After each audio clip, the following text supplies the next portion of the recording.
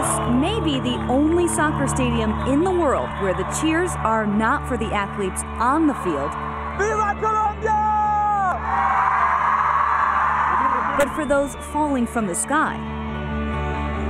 This is the World Cup of Paragliding.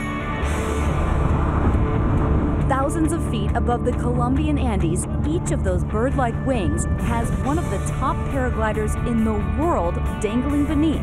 And one has me. This all looks familiar. You're right, I did run off a mountain in Mexico last year at the same event. But back then I was a rookie. This time, I'd get inside the world's fiercest paragliding competition. You all right? Yep.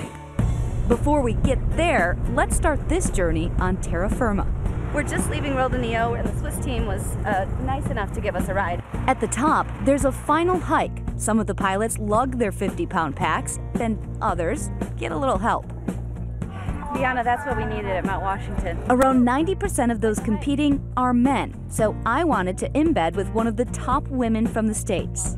Women are very good pilots typically because we're graceful and we have this finesse to us and find it very beautiful and more like a dance than a sport. Most people think we're crazy, but our inner family is very tight. Part of that tight family, my tandem pilot for the day, one of the best from the U.S. So we're gonna have some fun. Have you flown in Colombia before? Nope. Okay, so it's our first voyage. This is both of our maiden voyage. The conditions are perfect. I'm just preparing and have to get ready with my tandem flyer to do that.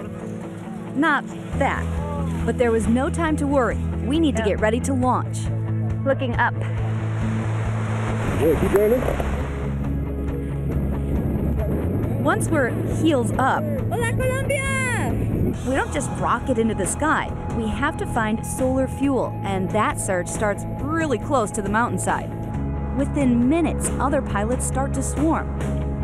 To gain altitude, we ride the thermals, or pockets of heat billowing from the sun-soaked land beneath. And we're touching the clouds, a meteorologist's dream. Surrounded by 150 paragliders, this is called the launch gaggle. It's kind of like the starting line of a marathon when everyone is stretching, but here they're feeling out the air. And then the race begins. The beehive of swirling wings takes off at up to 50 miles per hour. And within minutes, the once bustling sky is empty. 3 hours later, we catch up by bus with those that made it to the finish. This is their task goal, and only about 50 or so will make it. Among them, American star Matt Beechner. How was the flight? Fantastic. A lot of people dropped out, so they drop out. And Yeah, when you land mid-course, it can be a lot more of an adventure. Yeah, a lot more of an adventure. Speaking of landing mid-course, that's how our adventure had ended a few hours earlier. Our landing was awesome. You all right? Yep. But I wanted that big finish. So we flew and landed again. And this time, we had a little cheering section of our own. It's not enough to join the winners, but more than enough to want to do it again. I have to say congratulations to all the winners, because I'm telling you, this sport is not easy. I learned that. Italy won for both men's and women's. Aaron Duragatti, Nicole Fidele, I know I was going to mess that one up, and the nation's winner, Switzerland.